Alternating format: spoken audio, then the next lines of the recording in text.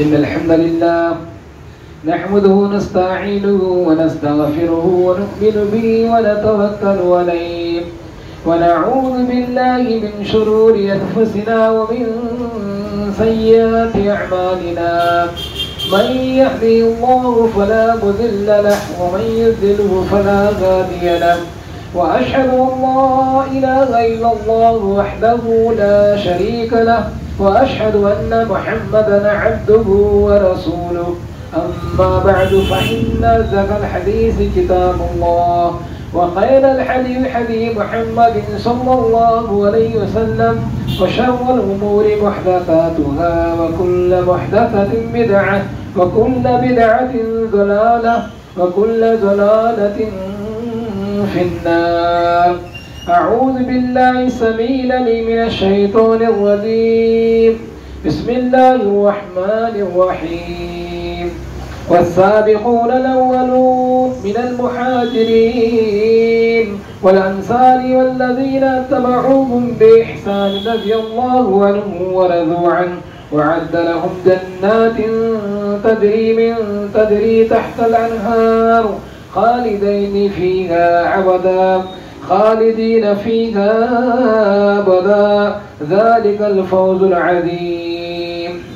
رب اشرح لي صدري ويسر لي أمري واحلل عقدة من لساني يفقهوا قولي. باولا اسلام، تمام قسم کی تعریفات اللہ وحدہ لا شریک کے لیے ہے، جس نے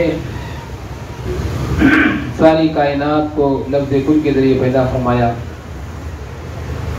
اور اللہ کا بے انتہا فضل ہے کہ اس نے ہمیں اشرف المخلوقات میں بنایا اور ہمیں آخری نبی محمد مصطفیٰ صلی اللہ علیہ وسلم کی امتی بنا کر بھیجا،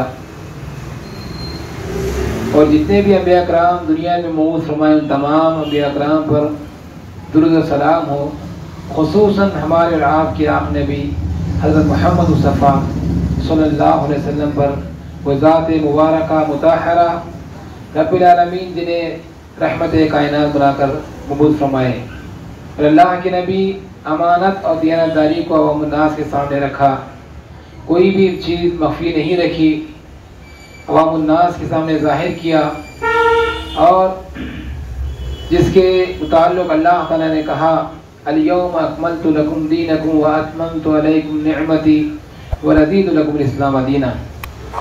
اسلام سب سے پہلے ہمیں جاننے کے فضائل صحابہ کرام کے فضائل کس طرح ہوتے ہیں، اور صحابہ کرام کس طرح سے نبی کریم صلی اللہ علیہ وسلم کے ساتھ رہا کرتے تھے، اور ان کا طریقہ اور ان کا ڈھنگ اور رہن سہن کس طرح تھا، اس کے متعلق آپ کے سامنے چند باتیں گوش گزار کرنے کی سعادت حاصل کروں گا۔ اللہ تعالیٰ سے دعا ہوں کہ اللہ تعالیٰ ہمیں حق بات کہنے، حق بات سننے، حق بات پر اپنی جامع اختیار کرنے توفیق عطا فرمائے۔ برادر اسلام، ہمیں جاننا چاہیے کہ وہ صحابہ کرام جن کی تعریف اللہ تعالیٰ نے خود رب العالمین نے اپنی سب سے مقدس کتاب قرآن مجید میں کی، اس کے علاوہ رسول اللہ صلی اللہ علیہ وسلم نے بھی متعدد احادیث مبارکہ میں اپنے ان ساتھیوں کی ستائش کی، وہ صحابہ کرام جو وحی الہی کے سب سے پہلے مخاطب تھے، جنہوں نے ہمارے پیارے نبی حضرت محمد صلی اللہ علیہ وسلم کو اپنی آنکھوں سے دیکھا اور اپنے کانوں سے ان کے فرامین سنے، اور اسی طرح کے سننے کے ساتھ ساتھ عملی جامع اختیار کیا۔ آج کتنے ایسے لوگ ہیں نبی کا فرمان سنتے ہیں اور حدیث کو دیکھتے ہیں لیکن فراموش کر دیتے ہیں، قرآن کو سماعت تو کرتے ہیں لیکن قرآن پر عمل نہیں کرتے ہیں۔ قرآن کتنے ایسے لوگ ہیں جو قرآن کی تلاوت کو سماعت تو فرما رہے ہیں، تلاوت تو کر رہے ہیں لیکن عملی جامع اختیار نہیں کر رہے ہیں۔ وہ صحابہ کرام جنہوں نے رسول اللہ صلی اللہ علیہ وسلم کی ایک سنت کو یاد کیا، اسے امت تک پہنچا دیا، اور جنہوں نے دین اسلام کی خاطر اپنا سب کچھ حتیٰ کہ اپنی جانوں تک قربان کر دیا، اور شیوہ فرمانبرداری کی ایسی مثالیں قائم کی جو رہتی دنیا تک اور پڑھی اور سنی جاتی رہیں گی۔ صحابہ کرام کے فضائل اور مناقب ذکر کرنے سے پہلے ہمیں جاننا چاہیے کہ صحابی کسے کہتے ہیں، صحابی کسے کہتے ہیں۔ حافظ ابن حجر رحمۃ اللہ علیہ نے صحابی کی تعریف اس طرح بیان کی کہ انہوں نے کہا کہ صحابی من لقی النبی صلی اللہ علیہ وسلم مؤمنا به ومات علی الاسلام۔ انہوں نے کہا کہ صحابی اسے کہتے ہیں جس نے حالت ایمان میں نبی صلی اللہ علیہ وسلم سے ملاقات کی اور اس پر ہی فوت ہوا، یعنی اسلام کی حالت پر فوت ہوئی، تو اس کو صحابی کہتے ہیں جس نے حالت ایمان میں نبی سے ملاقات کی اور اسلام پر خاتمہ ہوا۔ پھر اس کی وضاحت کرتے ہوئے حافظ ابن حجر نے فرمایا کہ اس تعریف کے مطابق ہر وہ شخص صحابی شمار ہوگا جو رسول اللہ صلی اللہ علیہ وسلم سے اس حال میں ملا کہ وہ آپ کی رسالت کو مانتا تھا اور پھر وہ اسلام پر ہی قائم رہا یہاں تک کہ اس کی موت آ گئی، چاہے وہ زیادہ عرصے تک رسول اللہ صلی اللہ علیہ وسلم کی صحبت میں رہا ہو یا کچھ عرصے کے لیے رہا ہو، چاہے اس نے آپ صلی اللہ علیہ وسلم کی احادیث کو روایت کیا ہو یا نہ کیا ہو، اور چاہے وہ آپ کے ساتھ کسی جنگ میں شریک ہوا ہو یا نہ ہوا ہو، چاہے اس نے رسول اللہ صلی اللہ علیہ وسلم کو اپنی آنکھوں سے دیکھا ہو یا بصارت نہ ہونے کے سبب وہ آپ کا دیدار نہ کر سکا ہو، بصارت نہ ہونے کے سبب وہ دیدار نہ کر سکا ہو، وہ بھی صحابی شمار کیا جاتا ہے۔ ہر وہ صورت جو صحابی رسول شمار کیا جائے گا، البتہ ایسا شخص صحابی تصور نہیں ہوگا جو آپ پر ایمان لانے کے بعد مرتد ہو گیا، صحابی نہیں کہتے۔ جب ہمیں معلوم ہو گئی کہ صحابی کسے کہتے ہیں تو آج آئیے کہ اللہ رب العزت نے قرآن مجید میں صحابہ کرام کا تذکرہ کس انداز میں کیا ہے، اللہ تعالیٰ نے قرآن مجید کا تذکرہ کس انداز میں کیا ہے، کس طرح ان کی تعریف فرمائی ہے۔ اللہ تعالیٰ کا ارشاد ہے والسابقون الاولون من المهاجرين والانصار والذين اتبعوهم باحسان رضي الله عنهم ورضوا عنه وعد لهم جنات تجري تحت الانهار خالدين فيها ابدا ذلك الفوز العظيم۔ سورہ توبہ میں اللہ تعالیٰ ارشاد فرماتے ہیں مہاجر و انصار میں سے وہ اولین لوگ ہیں جو ہجرت کرنے والے ایمان لانے میں سبقت کرتے ہیں، دوسروں پر سبقت کرتے ہیں۔ وہ دوسرے لوگ جنہوں نے ان سابقین کے اخلاص کے پیروی کی اور اللہ تعالیٰ ان سب سے راضی ہوا اور وہ اللہ سے راضی بھی۔ اللہ نے یہ کہا رضی اللہ عنہ، اللہ تعالیٰ ان سے راضی ہوا اور وہ اللہ سے راضی بھی، یہ صحابہ کرام کی تعریف ہے۔ صحابہ کرام کے تعلق سے اللہ نے کیا کہا؟ اللہ نے صحابیوں سے راضی ہوا اور صحابہ ان سے راضی بھی۔ اللہ نے ان کے لیے ایسے باغات تیار کر رکھا ہے جن کے نیچے نہریں جاری ہوں گی اور ان میں وہ لوگ ہمیشہ رہیں گے، یہی عظیم کامیابی ہے۔ اس آیت کریمہ سے معلوم ہوا کہ اللہ تعالیٰ نے 3 قسم کے لوگوں کا ذکر فرمایا ہے اس آیت کریمہ میں۔ سب سے پہلے مہاجرین کہا اور دوسرا انصار مدینہ کہا، تیسرا وہ حضرات جنہوں نے سابقین اولین کے خلاص محبت سے پیروی کی۔ 3 باتوں کا ذکر کیا گیا ہے۔ اب پہلے یہ سمجھنا چاہیے مہاجرین کسے کہتے ہیں۔ مہاجرین جنہوں نے رب العزت کے دین کی خاطر اپنے آبائی وطن اور مال و متاع کو چھوڑا اور مدینہ منورہ کی طرف ہجرت کی، یہ مہاجرین ہیں۔ اور انصار مدینہ کسے کہتے ہیں؟ جنہوں نے رسول اللہ صلی اللہ علیہ وسلم اور مہاجرین کی نصرت و مدد کی۔ اللہ ان سب کچھ سے اللہ تعالیٰ ان سے حساب لیا، یہاں تک کہ ان سے مدد لی، وہ انصار ہے جو نبی سے اور صحابہ کی مدد کی، نبی اور صحابہ کی مدد کی، وہ انصار مدینہ ہے۔ انصار کے معنی مدد کرنا ہے، نصر ینصر سے انصار کے مدد کرنے والے، تو مہاجرین کا مطلب ہجرت کرنے والے۔ تیسری وہ چیز وہ حضرات جنہوں نے ان سابقین اولین کے اخلاص و محبت سے پیروی کی، ان کے نقش قدم پر چلے، ان میں متاخرین صحابہ کرام اور تابعین اور قیامت تک آنے والے لوگ ہیں۔ قیامت تک آنے والے وہ لوگ تمام لوگ شامل میں ہیں جنہوں نے معیار حق تصور کرتے ہوئے ان کے پیروکار رہیں گے۔ 3 قسم کے لوگوں کا تذکرہ اللہ تعالیٰ نے اس قرآن آیات میں فرمایا ہے۔ اللہ تعالیٰ نے 2 خوشخبریاں دی، ایک یہ ہے کہ اللہ ان سے راضی ہو گئے، سب سے پہلی خوشخبری۔ یعنی ان کی لغزشیں معاف کر دی، ان کے گناہوں کو معاف فرما دیا، اور ان کے گناہ اس طرح سے دھل گئے جس طرح سے ایک یعنی کپڑے کو دھوتے ہیں، گناہ جس طرح کپڑے کے دھونے سے میل جس طرح سے چلا جاتا ہے، اسی طرح سے ان کے گناہ مٹ گئے۔ ان نیکیوں کو شرف قبولیت سے نوازا۔ اور دوسری بات یہ ہے کہ اللہ تعالیٰ نے ان کے لیے جنات یعنی ایسے باغات تیار کر دیے ہیں جن میں ہمیشہ ہمیشہ یہ لوگ رہیں گے، ان کی نعمتوں سے لطف اندوز ہوں گے، ان کی نعمتوں سے فائدہ اٹھائیں گے۔ محمد بن کعب القریشی نے کہا کہ اللہ تعالیٰ نے تمام صحابہ کرام کی مغفرت کر دی، تمام صحابہ کرام کی مغفرت فرمائی، اپنی کتاب میں ان کے لیے جنت کو واجب قرار دیا ہے۔ ان میں سے جو نیک تھا اس کے لیے بھی راضی، جو خطا کار تھا اس کے لیے بھی راضی ہو، کوئی خطا کار نہیں، کوئی گنہگار نہیں، سب کو اللہ تعالیٰ نے معاف فرمایا صحابہ کرام کو۔ پھر انہوں نے قرآن مجید کی تلاوت فرمائی تو کہا کہ اس میں اللہ تعالیٰ نے صحابہ کرام سے رضامندی اور ان کے لیے یہی آیت تلاوت کی اور کہا کہ اللہ تعالیٰ نے اعلان کر دیا کہ اللہ تعالیٰ نے اعلان کر دیا کہ صحابہ کرام کے تمام گناہوں کو اللہ نے معاف فرما دیا ہے۔ اس طرح انہیں انعامات سے سرفراز کیا ہے۔ اس سے معلوم ہوا کہ اللہ تعالیٰ دوسرے فرماتے ہیں سورہ توبہ میں لَقَدْ تَابَ اللَّهُ عَلَى النَّبِيِّ وَالْمُهَاجِرِينَ وَالْأَنصَارِ الَّذِينَ اتَّبَعُوهُ مِنْ فِي سَاعَةِ الْعُسْرَةِ مِنْ بَعْدِ مَا كَادَ يَزِيغُ قُلُوبُ فَرِيقٍ مِّنْهُمْ ثُمَّ تَابَ عَلَيْهِمْ إِنَّهُ بِهِمْ رَءُوفٌ رَحِيمٌ۔ سورہ توبہ کی آیت ہے۔ اللہ تعالیٰ نے پیغمبروں کی حال پر توجہ فرمائی، کیا کہا؟ مہاجرین اور انصار کی حالت پر بھی توجہ فرمائی جنہوں نے تنگی کے وقت پیغمبر کا ساتھ دیا، مشکل کے وقت پیغمبر کا ساتھ دیا۔ اس کے بعد ان میں سے ایک گروہ کے دلوں میں کچھ تزلزل ہو چکا تھا، پھر اللہ نے ان کے حال پر توجہ فرمائی، اور بلا شبہ اللہ تعالیٰ ان سب پر شفیق اور مہربان ہے۔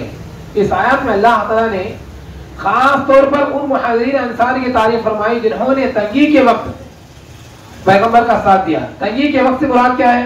جنگ تبوک کے موقع پر، جنگ تبوک جس میں تنگی کا عالم یہ تھا کہ صحابہ کرام کو نہ اس وقت کھانے کے لیے کچھ تھا، نہ ان کے پاس کچھ رقم تھی، اور نہ ان کے پاس کوئی چیز پینے کے لیے میسر تھی۔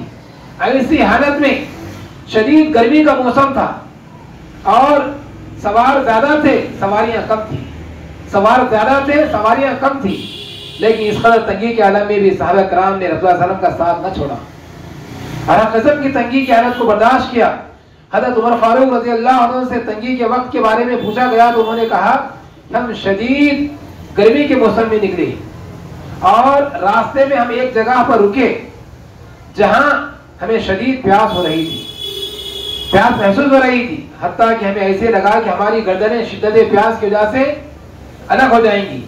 حالت یہ تھی کہ ہم میں سے کوئی شخص جب اپنا اونٹ ذبح کرتا تو اس کے گوبر نچوڑ لیتے اور جو پانی نکلتا اسے پی لیتے، ایسی حالت تھی۔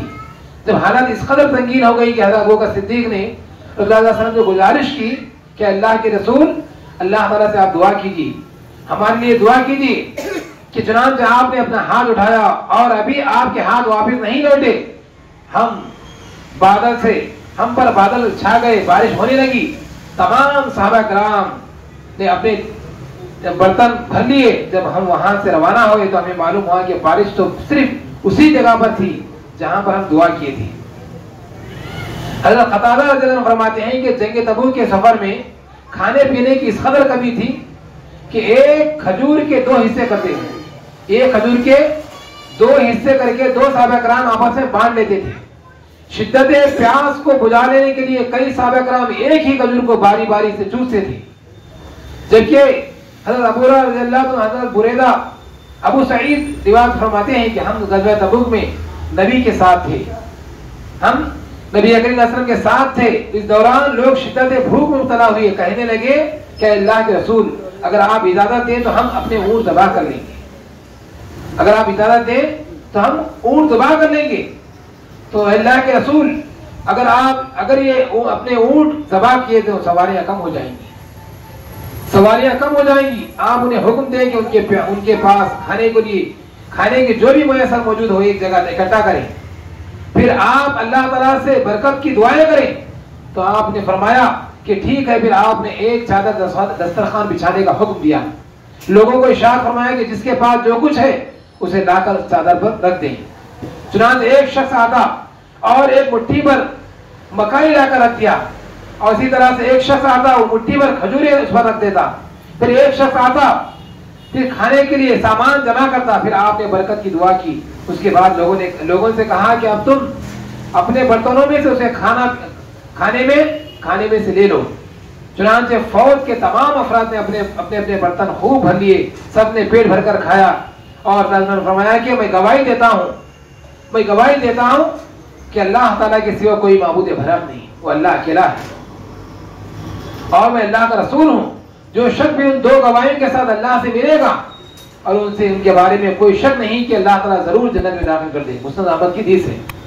تو سامعین اکرام, سے معلوم ہوا کہ جنگ تبوک کے دوران جن سنگین حالات سے صحابہ کرام دوچار ہوئے انہیں اس قدر بیان کرنا مشکل ہے کہ صحابہ کرام کس قدر مضبوط اور ایمان کے حامل تھے, کس طرح صبر تحمل کے پیکر تھے. انہوں نے دین اسلام کی خاطر کیا کیا مشکلات اٹھائے, مشکلات برداشت کیے, تکالیف برداشت کیے. تبھی تو اللہ تعالیٰ نے حال پر خصوصی توجہ فرمائی. اپنی مقدس کتاب قرآن مجید میں اس بات کا وضاحت اعلان کر دیا کہ ان سے راضی ہو گیا, یہ اس سے راضی ہو گئے. فرمان الہی ہے. اللہ تعالیٰ کے ارشاد ہے قل الحمد للہ وسلام علی عبادی الذین اصطفیٰ. سورہ نمل کی آیت ہے. آپ کہہ دیجئے محمد صلی اللہ علیہ وسلم تمام تعریفیں اللہ ہی کے لیے ہیں اور اس کے ان بندوں پر سلام ہے جنہوں نے اس نے چن لیا. تو اللہ تعالیٰ نے یہاں پر سلام کا ہے ان بندوں پر جن کو اللہ تعالیٰ نے چن لیا ہے, ان بندوں پر بھی سلام ہے. صرف نبی پر ہی سلام نہیں کہا. سلام علی عباد الذین اصطفیٰ, جو نبی کے ساتھ تھے ان لوگوں پر بھی اللہ نے سلام کہا. اس آیت میں اللہ تعالیٰ نے اپنے جن بندوں پر سلام بھیجا انہیں برگزیدہ قرار دیا ہے. حضرت ابن عباس رضی اللہ عنہما کا کہنا ہے کہ ان سے مراد صحابہ کرام ہیں جنہوں نے اللہ تعالیٰ نے اپنے نبی کے لیے منتخب کیا ہے. اور امام ابن حجر الطبری کہتے ہیں کہ وہ بندے جنہیں اللہ تعالیٰ نے چن لیا, اور ان سے لوگ مراد جنہوں نے اللہ تعالیٰ نے اپنے نبی کے لیے منتخب فرمایا اور اسی طرح سے انہیں آپ کا ساتھی بنایا اور وزیر بنایا. ابن عمر رضی اللہ عنہ فرماتے ہیں کہ من کان مسنتن فلسطنی بمن خدمات اولئک اصحاب محمد صلی اللہ علیہ وسلم كانوا خير الأمة أبراها قلوبا وأعمقها علما وأقلها تكلفا اختيارهم الله لصحبة نبيه ونقل دينه فتشهد بإخلاقهم وتراقهم فهم أصحاب محمد صلى الله عليه وسلم كانوا على الهدى المستقيم. اگر کوئی شخص اقتدار کرنا چاہتا ہے تو وہ اصحاب محمد کی سنت پر چلے اور فوت ہو چکے ہیں. امت کے سب سے بہتر لوگ تھے. وہ سب سے زیادہ پاکیزہ دل والے تھے اور سب سے زیادہ گہرے علم والے تھے, سب سے کم تکلف کرنے والے تھے. اللہ تعالیٰ نے انہیں اپنے نبی کی صحبت اور اپنے دین کو اگلی نسلوں تک پہنچانے کے لیے منتخب کر لیا.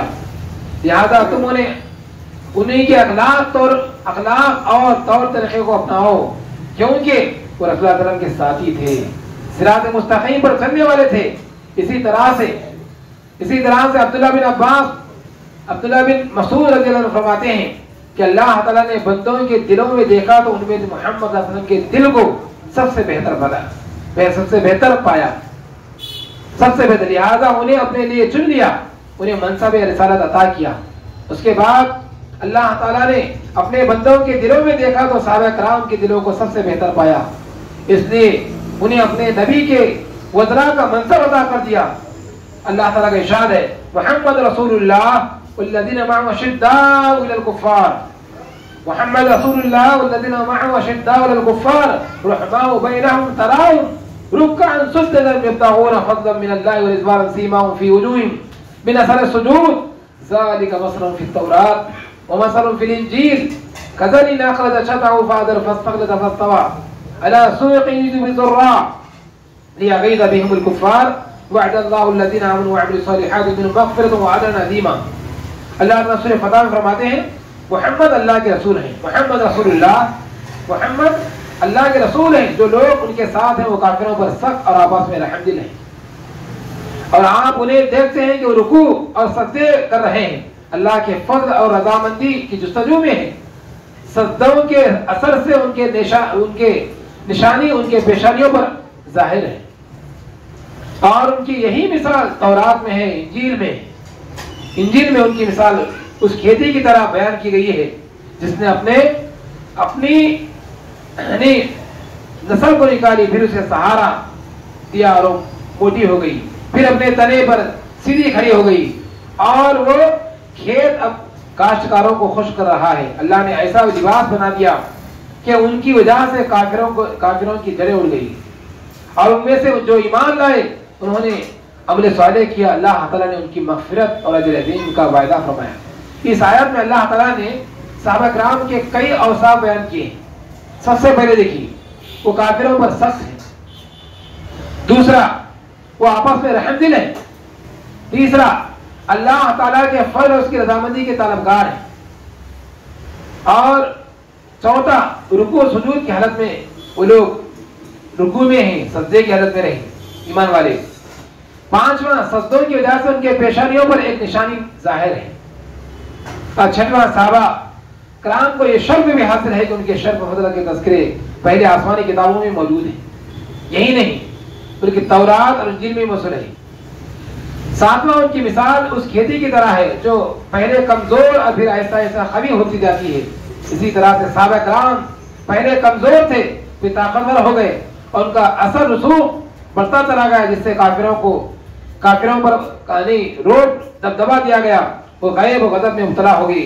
ان صفات کے حامل ایمان اور عمل صالح آراستہ صحابہ کرام سے اللہ تعالیٰ نے مغفرت اور اجر عظیم کا وعدہ فرمایا ہے۔ اس حدیث سے معلوم ہوا، اس آیت سے معلوم ہوا کہ اللہ تعالیٰ نے کس طرح سے ایمان والوں پر نصرت فرمائی، کس طرح سے اللہ تعالیٰ نے مدد فرمائی۔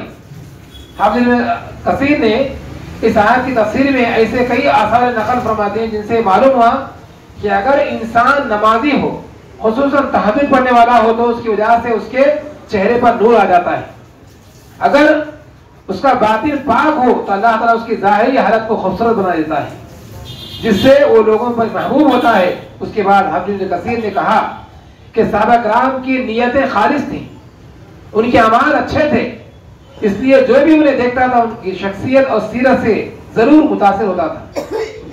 امام مالک رحمۃ اللہ علیہ کہتے ہیں کہ انہیں یہ بات پہنچتی ہے کہ جن صحابہ کرام نے شام کو فتح کیا تھا، انہیں جب نصارہ دیکھتے تو ان کی زبان سے بے ساختہ یہ الفاظ نکل جاتے تھے کہ اللہ کی قسم یہ لوگ ہمارے حوارین سے بہتر ہیں۔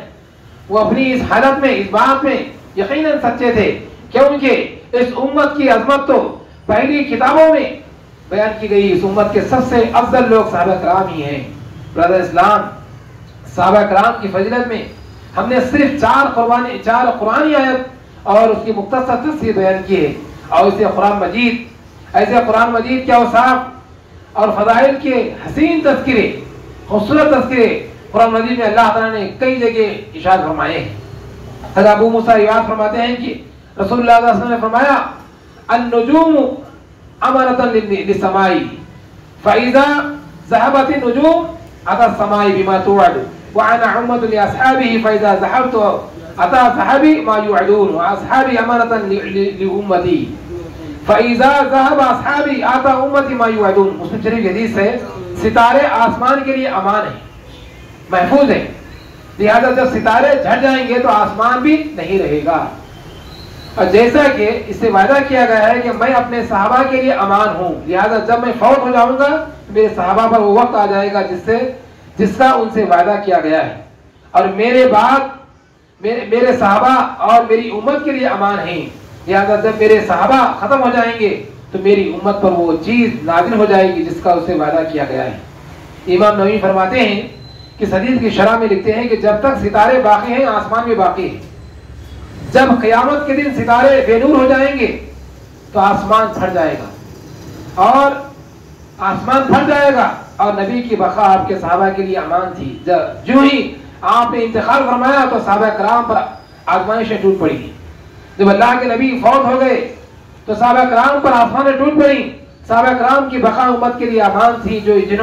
جو ہی صحابہ کرام اس دنیا سے چل بسے تو اس امت پہ فتنے کھڑے ہو گئے, بدعات ظاہر ہو گئے اور امت انتشار کا شکار ہو گئی.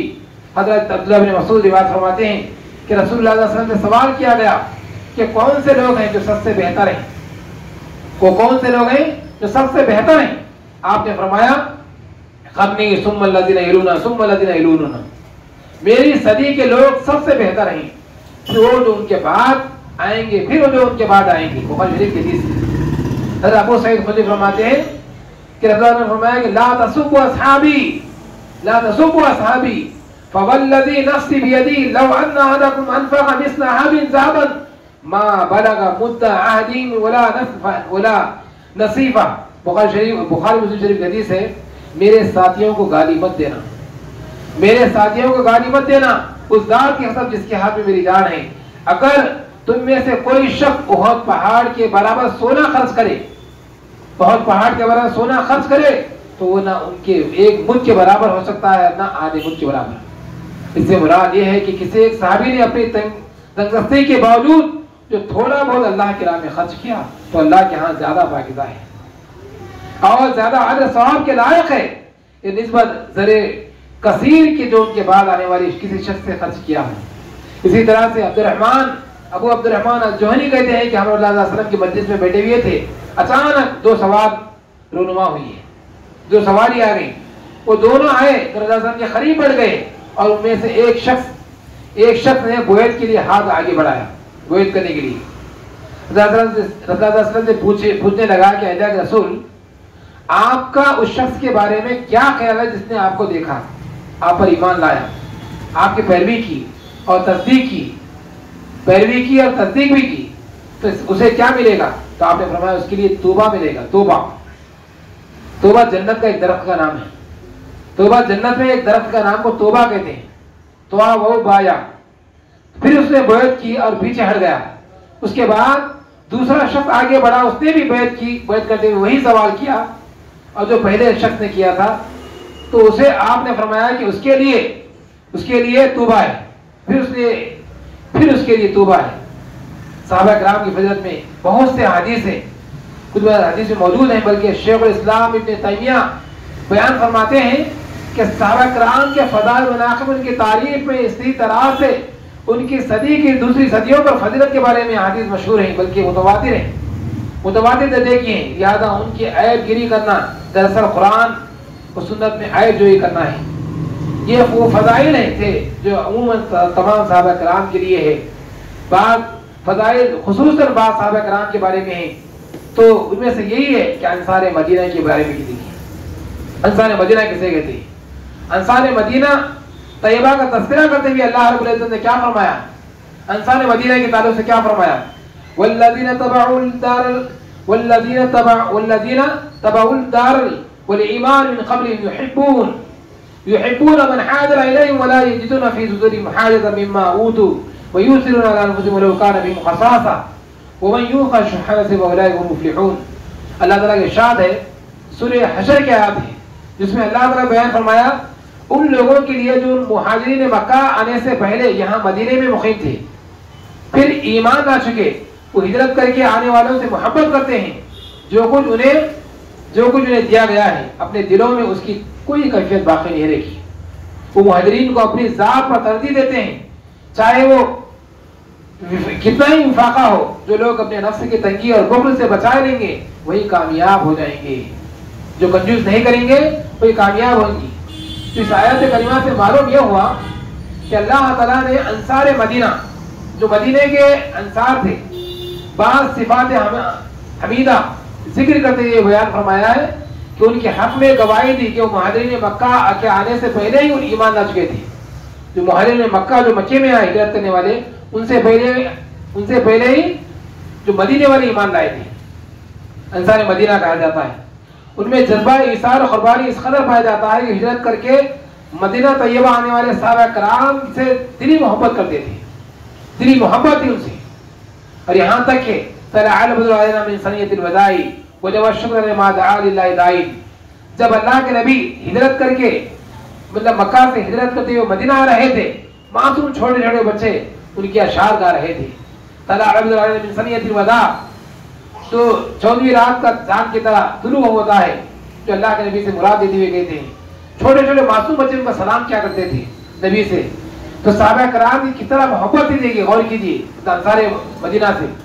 انصار مدینہ ایک نہیں دو نہیں، جبکہ ایک صحابی ایسے تھے انصار مہاجرین میں سے کسی کو کوئی شادی نہیں کیا تھا، تو انصار مدینہ نے کہا کہ میرے 2 بیویاں ہیں، لہذا میں ایک بیوی کو طلاق دوں گا اور ایک بیوی کو آپ سے نکاح کر لوں. اس طرح محبت بھی دیکھیے، ایک بیوی میں آپ کے لیے دے دوں گا اور میرے پاس کچھ سامان رکھا ہوا گھر کا، آدھا سامان لے لو آپ. اس طرح محبت بھی ان کے اندر. مدینے کے صحابہ کرام کس طرح محبت ہے، غور کیجیے. وہ مہاجرین کے لیے کیسے محبت کی، جس وجہ سے اللہ نے یہ کہا کہ انصار محبت کی تعریف بیان کی.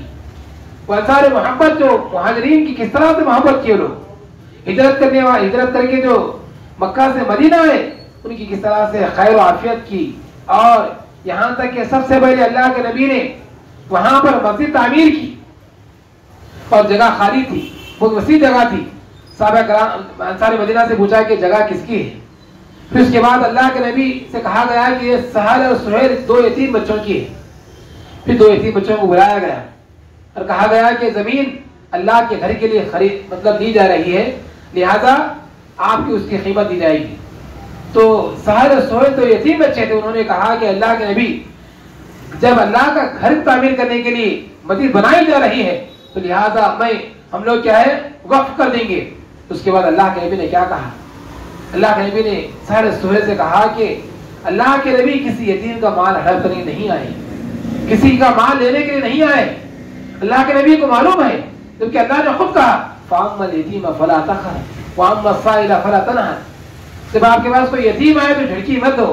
تو میں صحابہ کرام سے کہا کہ صحابیوں یہ زمین کی جو جگہ ہے اور بازار میں جا کے معلوم کرو کتنے ہیں، معلوم کر کے آئی. تو جتنی جگہ کی قیمت ہے دگنی تھی، دگنی قیمت دی گئی. اللہ کے نبی دگنی قیمت دی. مثال اگر 40,000 ہے تو 80,000 دیے. اس طرح سے دگنی قیمت دی گئی. تو اس طرح اللہ کے نبی کس طرح، وہ خود یتیم تھے، معلوم تھا یہ یتیمی کیا چیز ہوتی ہے. اللہ کے نبی جب پیدا ہوئے ان کے والد صاحب کا انتقال ہوا. پیدا ہونے سے پہلے ہی عبداللہ کا انتقال ہو چکا تھا. تو اللہ کے نبی 6 سال کی عمر کو پہنچ چکے، ان کی والدہ کا انتقال ہوا. اللہ کے نبی 8 سال کی عمر کو پہنچے، ان کے دادا کا انتقال ہوا. اس طرح سے انہوں نے کس طرح سے زندگی گزاری ان کو معلوم ہے. اس وجہ سے اللہ تعالیٰ نے کہا کہ وَجَدَكَ زَوَاجًا فَهَدَىٰ وَجَدَكَ عَائِلًا فَأَغْنَىٰ فَأَمَّا الْيَتِيمَ فَلَا تَقْهَرْ. اب ایسی صورت میں ایسی کچھ معلوم نہیں تھا، ہم نے آپ کو صحیح راستے پر گامزن کیا. اب بالکل غریب تھے، فَأَغْنَىٰ ہم نے آپ کو مالدار بنا دیا. فَأَغْنَىٰ کا ہم نے مالدار بنا دیا. تو اللہ تعالیٰ نے ہر چیز سے نوازا اللہ کے نبی کو، لیکن نبی کوئی پیسہ ایک پیسہ بھی نہیں رکھا، بلکہ سب کچھ سب کے لیے قربان کر دیے. غریبوں کو قربان کر دیا، لیکن نبی کچھ پیسہ نہیں رکھے. بڑھتے وقت کوئی پیسہ نہیں تھا ان کے پاس. اگر اللہ کے نبی چاہتے تو بہت پہاڑ کی پورا سونا بن جاتا تھا. اللہ تعالیٰ نے یہ بھی کہا کہ اے محمد آپ کہیے کہ میں پہاڑوں کو سونا بنا دوں گا، لیکن اللہ کے نبی ہرس نہیں تھی، لالچ نہیں تھی. تو اس طرح سے مختصر زندگی ہے. ہمیں چاہیے کہ ہم اللہ کی وحدانیت کا اقرار کرتے ہوئے نبی کی سنت کو ادا کرتے ہوئے زندگی گزارنا چاہیے. ورنہ کیا ہے، اس مختصر زندگی کو عیش آرام میں گزاریں گے تو یقیناً نقصان کا سبب بن جائے گا. تو اللہ تعالیٰ دعاؤں کہ اللہ تعالیٰ ہم تمام کو دنیاوی زندگی میں نیک عمل کرنے کی توفیق عطا فرما. اے اللہ ہمیں صحابہ کرام کے طریقے پر اپنانے کی توفیق عطا فرما. اے اللہ جس طرح سے صحابہ کرام اللہ کے نبی کے نقش قدم پر چلا کرتے تھے، اے اللہ ہمیں بھی اس طرح سے چلنے کی توفیق عطا فرما. فآمنوا جس طرح اللہ نے کہا ایمان اس طرح جس طرح سے ہمارا ایمان لایا تھا، اور زندگی اس طرح گزارا جس طرح صحابہ کرام نے زندگی گزارا تھا، اس طرح ہمیں صحابہ کرام کے نقش قدم چلنے کی توفیق عطا فرما. اے اللہ جو لوگ پریشان آ رہے پریشان دور فرما دے. اے اللہ جو لوگ بیمار ہیں شفا کاملہ عاجلہ عطا فرما دے. اے اللہ جو لوگ یعنی بہت ہی زیر علاج ہیں، دواخانے میں زیر علاج ہیں اور اٹھ نہیں سکتے بیٹھ نہیں سکتے، اے اللہ اگر تو چاہے تو مرض کو کیا ہے صحت یاب کر سکتا ہے، تیرے ہاتھ میں ہے. اور ڈاکٹر کچھ نہیں کر سکتا، ڈاکٹر ایک ذریعہ ہے، جب تک تو شفا نہ دے ڈاکٹر کچھ نہیں کر سکتا. ہے اللہ جو دواخانے میں زیر علاج ہیں ان کو سے نواز دے۔ اے اللہ اس طرح سے مسجد کے جو ذمہ دار ہیں صدر صاحب کہ اللہ تعالیٰ ان کے طویل عمر عطا فرما دے، اے اللہ کو عمر میں دراز عطا فرما دے، دین کی خدمت کر رہے ہیں، اے اللہ ان کو جذبہ ایثار عطا فرما دے، اے اللہ ان کے نیکیوں کو شرف قبولیت سے نواز دے، اے اللہ ان کو دین کا کام لینے اور اسی طرح سے ان کی عمر کو دراز کرنے کو توفیق عطا فرما دے۔ اے اللہ جتنے بھی یہاں بیٹھے ہوئے ہیں، اے اللہ ان کی پریشانی دور فرما دے، اے اللہ ان کے مشکلات کو حل کر دے، اے اللہ مشکل کشا تو ہی ہے، اے اللہ تو غوث اعظم تو ہی ہے، ہر ایک کی مدد کرنے والا تو ہی ہے، اے اللہ ہم تمام کو عطا فرما دے۔ اے اللہ جن کے گھروں میں بیٹیاں موجود ہیں، اے اللہ اس کے نیک جوڑے عطا فرما دے۔ اے اللہ جن کے گھروں میں بیٹے ہیں ان کے خوبصورت اور دیندار لڑکیاں نصیب فرما دے۔ اے اللہ جن کے گھروں میں نوجوان لڑکے ہیں، اے اللہ وہ نوجوان لڑکیاں ان کے لیے نصیب فرما دے اور دین کے قائم کر سکے، دین کی خدمت کر سکے اور صحیح طور پر اپنے شوہر کی خدمت کر سکے اور گھر کو بسا دے۔ اور اسی طرح سے ہم نبی اکرم صلی اللہ علیہ وسلم کے طور طریقے پر اپناتے ہوئے صحابہ کرام کے نقش چلنے کو عطا فرما۔ ربنا انک انت السمیع العلیم وتب علینا التواب الرحیم وصلی اللہ علی محمد وآلہ وصحبہ اجمعین برحمتک الحمد للہ رب العالمین والسلام علیکم ورحمۃ اللہ وبرکاتہ۔